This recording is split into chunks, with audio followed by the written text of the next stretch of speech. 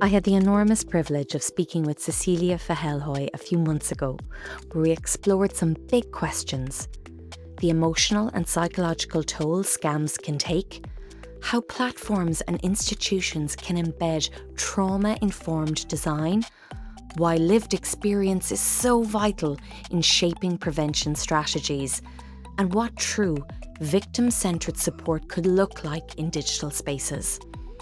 Today, I have the privilege of speaking with Cecilie again, but this time through a slightly different lens. Many listeners will know Cecilie from the Netflix documentary The Tinder Swindler, which told the story of conman Simon Leviev, who used the dating app to emotionally manipulate women into funding his lavish lifestyle under false pretenses. Cecilie was one of those women and bravely chose to tell her story.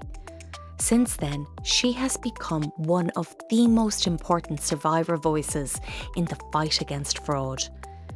She is a sought-after keynote speaker, which is how I first met her, and was recently named one of the top 20 fraud experts to follow on LinkedIn in 2025. In August, she released her debut book, Swindled Never After, and her brand new Netflix series, Love Con Revenge, launched last week. In this conversation, I wanted to go deeper with Cecilie, not only into her advocacy work, but also her professional experience. Before she became known to the world through the Tinder Swindler, Cecilie was, and still is, a user interface designer and consultant. So today, we'll explore how platform design itself can help prevent, or in some cases enable, scams and harms, and what lessons her lived experience brings to the field of trust and safety. The internet wasn't built with safety in mind, but today there's a huge community of online trust and safety experts, not just building the rules, but enforcing them too. I'm Ailish Daly, and this is Trust Issues, insights from the people who keep the internet safe. In each edition, we meet the experts shaping how the world experiences the internet, what's allowed online, what's not, and the future of how platforms will protect people. Let's share knowledge and build a safer internet together. Cecilie, welcome to Trust Issues. I'd love to start with your two most recent projects. First, your brand new Netflix series, Love Con Revenge, and also your book, Swindled Never After, which I downloaded on Audible and absolutely devoured over 3 evenings. It was so good. Can you tell us a bit about both of those? God, like I think like when you started like saying, "Oh, she's doing this, she's doing that," I was like, sometimes I don't even understand kind of the change and the journey that you've been on. Love Con Revenge is it's both of these are my two babies actually that's been in the works for several years. I think Swindle Never After is such an incredibly important book coming out of the Tinder Swindler because there's so much that wasn't told in that documentary, especially about the aftermath, kind of how I say like the fight for victims starts afterwards. That's when the tough journey of healing and recuperation and just trying to get your life back starts. So that book is to actually tell a lot more about the tactics. In the Tinder Swindler, nothing was actually told about like what did he actually do? Like you get the finesse of it, but the deep-rooted manipulation wasn't talked about. And as well, like the bigger issues that we're having, that we have expert voices, it's not just our opinion, it's academic research. This is grounded in truth. This is not our opinion on how it is. So that's been there. And Love Con Revenge is about kind of helping others, with in the same way as the Tinder Swindler helped me. That kind of justice can be looked upon in many different ways. And that we know with fraud cases, justice will not a lot of times be seen in a courtroom or in handcuffs, even though that's what we're hoping. And you have to watch it to see if we get that in some of the cases. Because that's what I wanted to take out from the Tinder Swindler, that I get like true crime, we tell our stories, but what are we actually doing? to actually change things and helping the victims? Or are we just letting them tell their stories and then we discard them? I'm not saying that happened to me, but a lot of the times, if you tell your story as a victim of fraud, you just tell it and then you're done. But what are we actually going to do? So I'm been partnering up with the private investigator to find the fraudsters, help kind of collect evidence, find the right type of evidence, and kind of empower these victims to actually do something about this. And kind of, I think my background that I've done it all. So when I speak to them, I talk to them as a peer. I'm not a journalist. I'm not sitting there pretending to trying to understand what happened to them. And I've gone public as well and gone public and been scrutinized and haven't received the justice. So kind of as well can say like this isn't it's not going to fix maybe all your problems, but you'll be able to help others and save other people from kind of being targets of these criminals. So That's yeah. such a powerful way to frame it, Cecilia. Yeah. Yeah, they're incredibly lucky to have you on board, and I'm wishing you every success, and I cannot wait to watch it. Um, Moving into that kind of you like that, your expertise. Mm, From your perspective as a former user interface designer, mm. what are some of the features that platforms introduce to empower users that maybe unintentionally expose them to fraud? I think the latest, I was thinking about it, like, and I have to say, I've seen ads from WhatsApp lately all over how they're really, talking about their end-to-end encryption and like this is privacy. And my fraud fighting heart is aching on behalf of, yes, it's empowering us and we want privacy, but these are the hunting grounds of fraudsters. That privacy that is giving the fraudsters to actually conduct criminal activity on Telegram and WhatsApp. And that's the sorrow, from my design perspective that if I would have wanted, I would have wanted that there would be some warning signals in these groups if there were scams or links that, or website that wasn't fake or criminal activity on them, that they could be taken down. But because it's designed that, you're not supposed to have those insights, that is what, it empowers users because, yeah, don't read my messages. And we don't want any to read people's messages, but we want to protect people from harm as well. So I think that is like maybe if you think about it overall, but if Mhm. you think more about how we're using digital platforms today, how many hours do we spend on our phones scrolling? What are the odds that we will come over an ad that is fake? And that is another issue we're talking about, though, that there are a lot of fake ads, fake profiles around. I don't think they should even be there. I think that is, if you think about it from a design perspective, that would be the easiest fix is to remove those immediately when they enter, or that we see that something is fake, or they've done an account takeover or whatever, take down the profile so they can't really connect with you. But I think the amount of time that we as users now has been accustomed to, being on TikTok or befriending people on Facebook, that unlimited all the time needing that verification or connection with people, it's so different than how it was before. So the fraudsters have so many more opportunities to connect with you. And I think especially the last point, I would say these verified profiles that we now have on Instagram.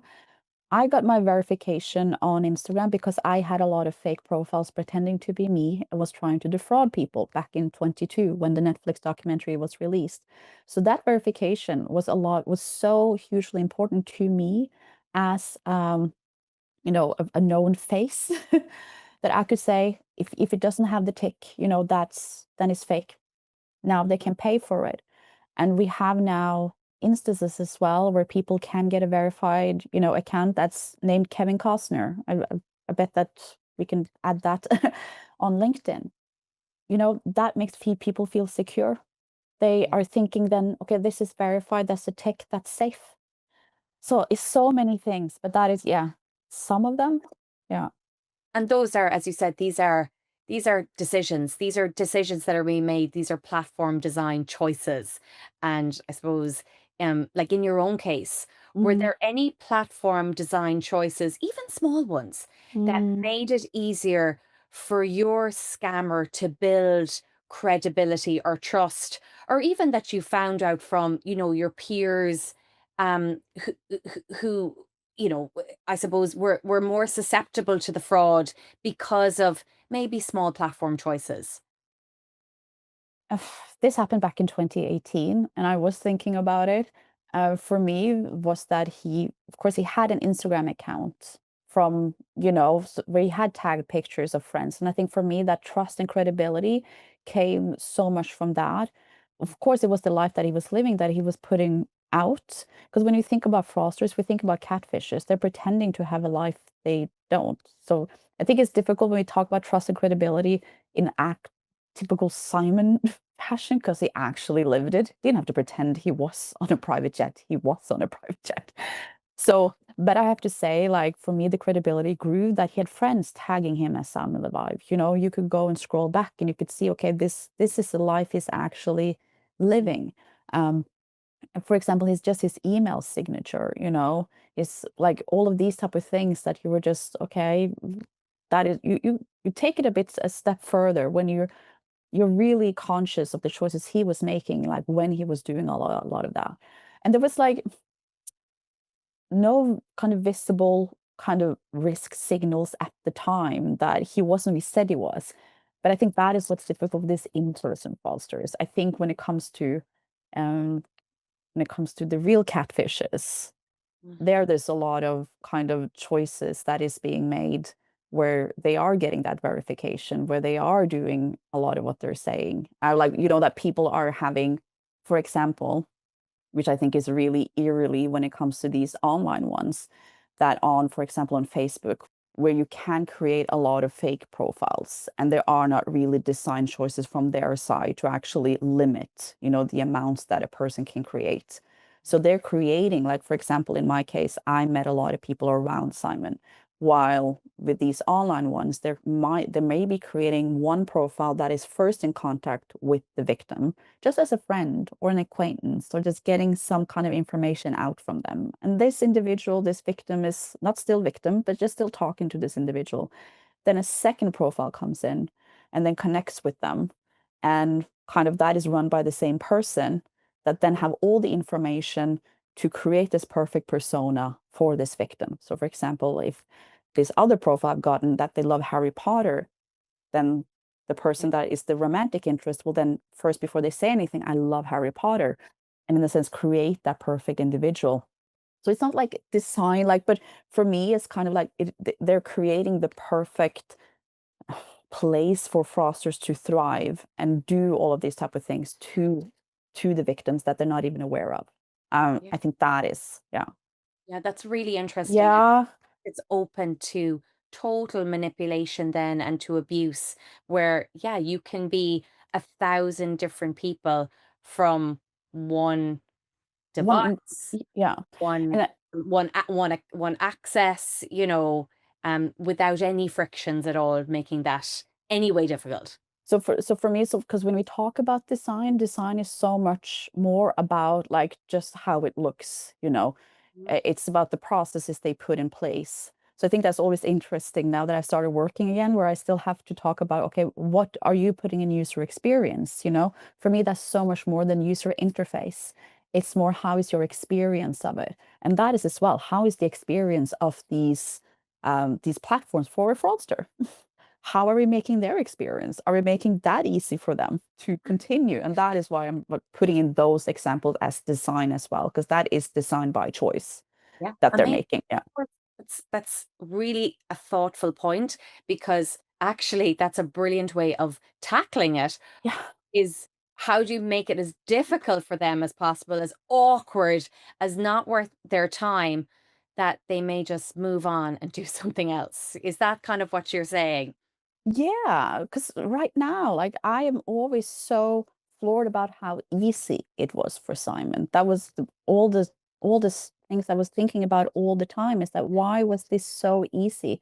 So for me, like my experiences as well is that that's of course we have the social media platforms. Simon wasn't using them that much. For me, what I was more concerned about was more the process and design when you want to do a transaction, or if you're taking up a loan, or all of this. Mhm. That as well That doesn't necessarily need to be anything fraudulent about that normally, but if you're in that situation, Mhm. how are we putting in when there was no friction for me, how can we put in a bit more of the good friction, as I I call think it? that's really important actually. And like Mhm. there is a tension between frictionless design and safety.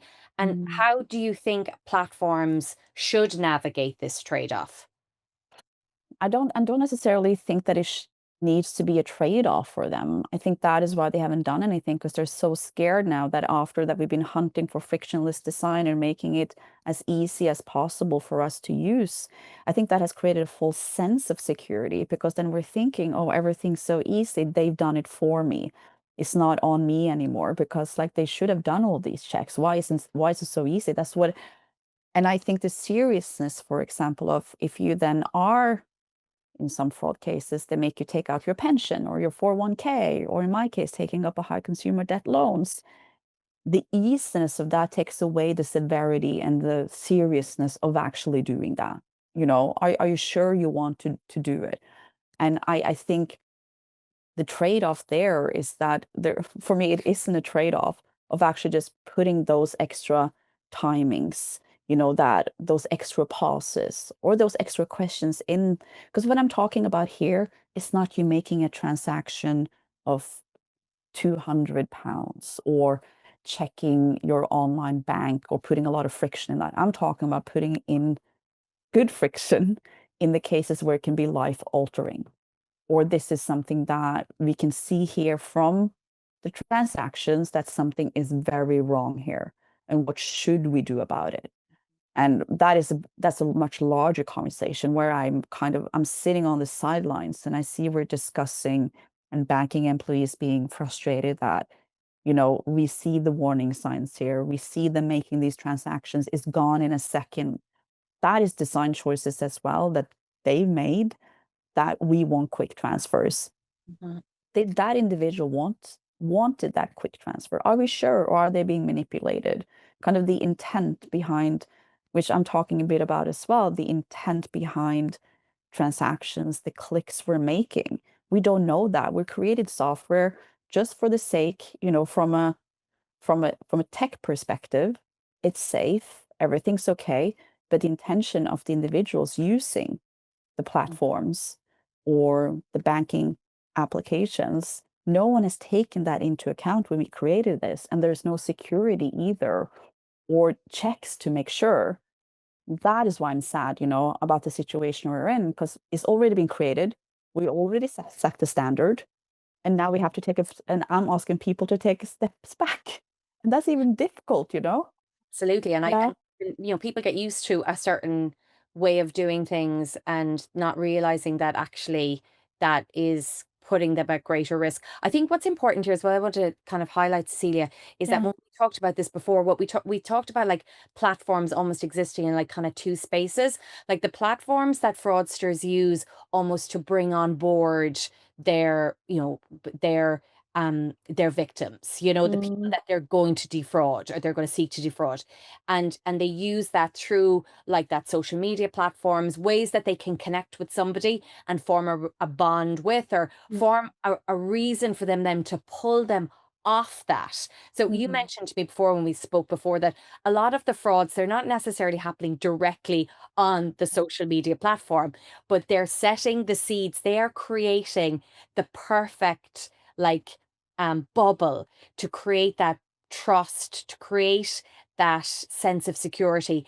And then they're driving the person away from that platform. And that's oftentimes then where the fraud is happening. So can you imagine in that kind of like platform design choices, the link between being in that safe space of like, here's where the trust is happening and being moved over off that platform? Like, is there any sort of way that you could see those platforms that allow for that trust to happen, when they see that it's being driven off the platform, that they could introduce some sort of frictions or like, user interface or some sort of a design that gives somebody a prompt to think about Mm. what may be happening next? I Yes, and especially when we're talking about, I think with dating apps here, which I haven't really gone into. I think the issue that the dating apps have been having is that they've been refusing to discuss or even admit that they have fraudsters on their platforms. And, fraudsters as well and criminals who are kind of, they're making money off of having fraudsters on their platforms. Mm. And, just being clear about that is just how it is. You're taking subscriptions. I'm not saying that you are bad as a company, even though I'm trying to say, well, I can imagine that a lot of these criminal networks will be paying for a premium so they can kind of travel around the world and getting victims. So first of all, I think the issue has been that if you go into a dating app, they don't want to create a negative atmosphere. So they don't want to start off that when you come in, hi, we have fraudsters on our platforms. Yeah. Warning. be be be wary. Vigilant. Yeah. It But doesn't exactly indicate romance. yeah, but we know that we humans, we learn by doing. Mhm. Unfortunately, if we just see, if you sign up to a dating app, they might be enjoy, like this is how it works, this is how you swipe, or this is how you like, if you know what I mean, like you get taught all of these type of things. We don't get taught on how to spot a fake profile.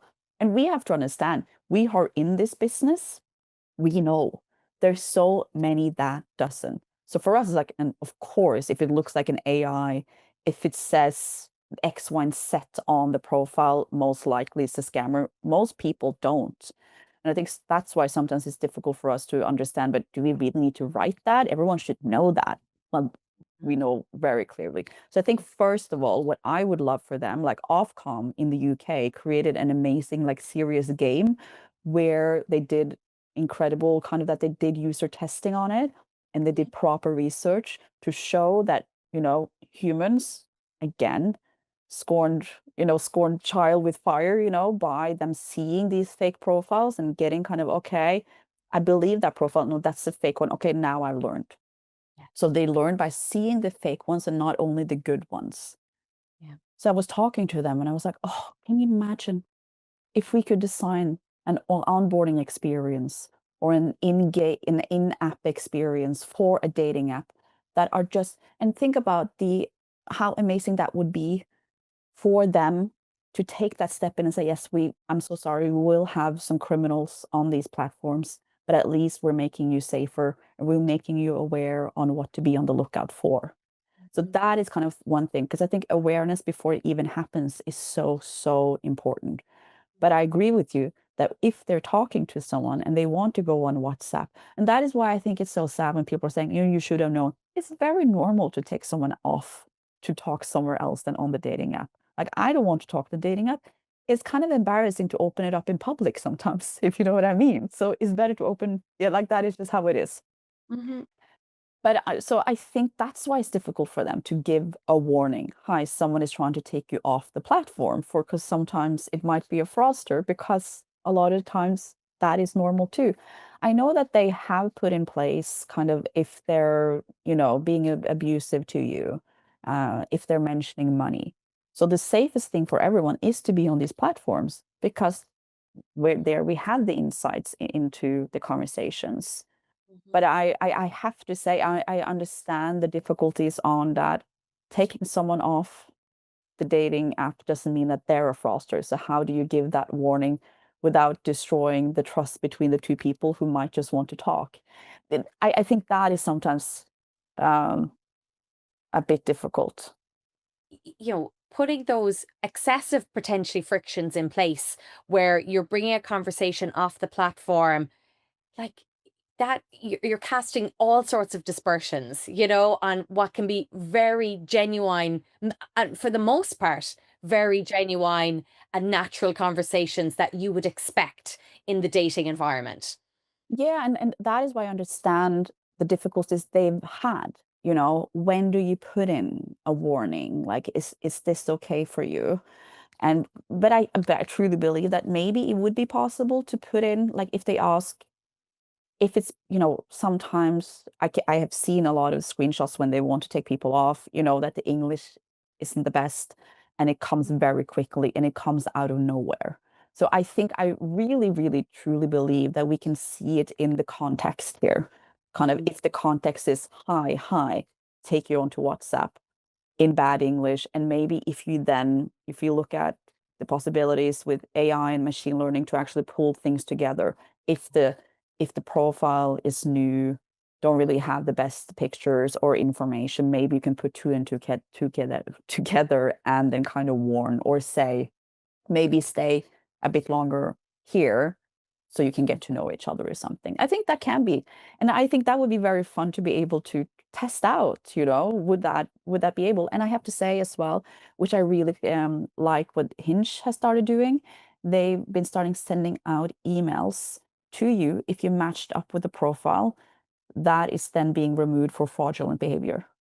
Brilliant. And when I got that the first time, I was like, interesting, because that was the first time I've seen a dating app actually, being open that, yes, we've had a fraudster here, or we've had someone that was showing that kind of behavior, and we removed them, aka showing as well, we care about you.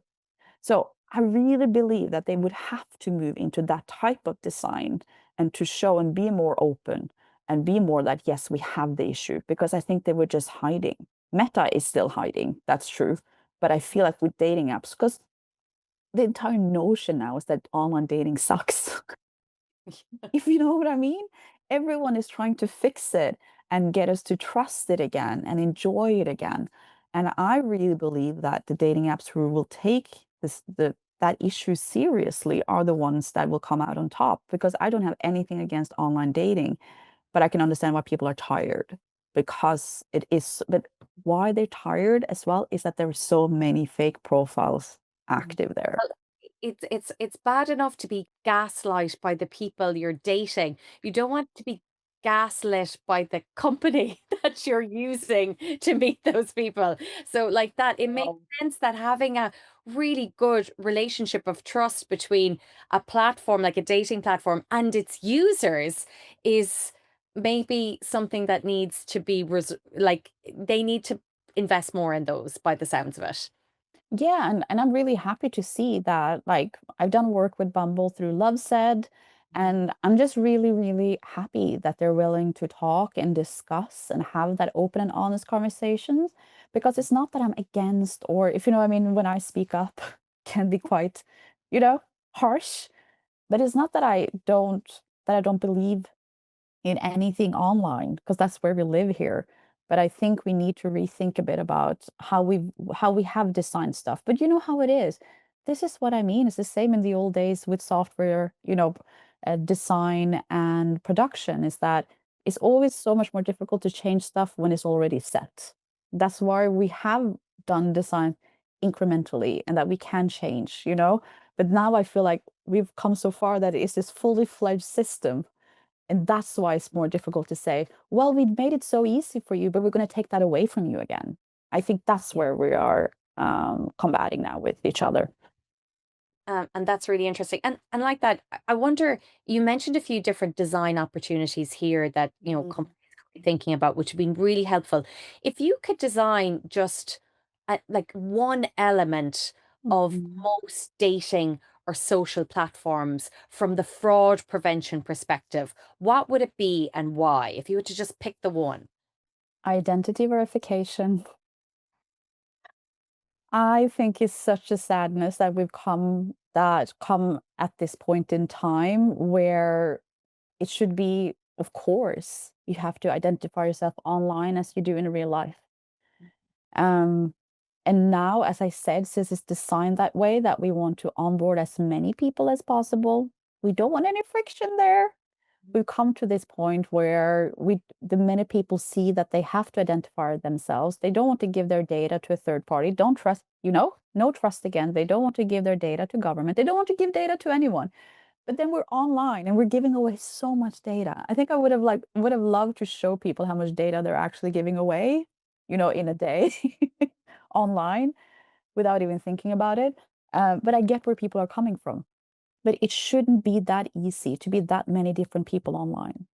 What I meant is that, can you imagine how much we would have eradicated fraudsters being able to be as effective with it? I'm saying it's not that it's not going to happen, but it's not going to be that easy for them to, as I said, create all these fake profiles to get people deep into the fraud. So I think that is it's Of course, as I said, digital identity can't really show the intention of a human being, so you can still find fraudsters on them. So it's not that. But my God, these industrialized, high crime initiatives across the world, scam compounds. Can you imagine the hit that those they would take if suddenly, Facebook had to say, no, you have to verify your identity, or on dating apps? But they make money off of the amounts of active users, unfortunately. So what kind of incentives do they really have to do that? And I think that is where we're at, is this push and pull. So I think that's the one thing where I'm like, think about it. It would solve so much. How can tech companies include people with lived experience like yourself in the Mm. UX design process without, and this is very important, without making it tokenistic? Yeah. Look, I always really appreciated being able to come in, to companies and especially financial institutions, because it's been so important for me from a personal angle that they finally are listening to your story. But I think we can do so much more and better in the sense of using us who's gone through it to actually give feedback on, what is your process today? What is the pain points that your banking employees are having? Today, like, I'm so curious, like, what, and from when I'm doing talks, I can see that they're having pain points by the questions they're asking. So I'm sitting there as a techie, like from a tech background, like, oh, I would love to be able to look at what you're doing and look at it from the angle of victim support. You know, when it has first happened, how are you talking? What kind of training have you done for your banking employees to really understand what the manipulation are doing to people? Why we're refusing to understand we're being defrauded? Why we kind of get angry at you guys? Having that understanding is so important. But bringing us in for a talk and then that's it. I think sometimes, okay, they can get that empathy, but it needs to be much more embedded in the culture, Mhm. in the organization, in the fraud teams. So, like, be part of sprints, be part of the research, be part of testing. That would be amazing. I don't know. They might be doing it already. I just haven't been invited. So Well, they I think what is so clear, and I think to anybody who has had the privilege of hearing you speak and Mm. hearing your sage advice into making platforms safer, Mm. preventing fraud, mitigating from harms. So, yeah, my advice to anybody is to make sure that they bring you on board in a meaningful capacity. I think they'd be very lucky to have you. Oh, thank Thank you you. so much for, again, sitting down and having this chat with me. I really appreciate it. Good luck with your next set of incredible endeavors.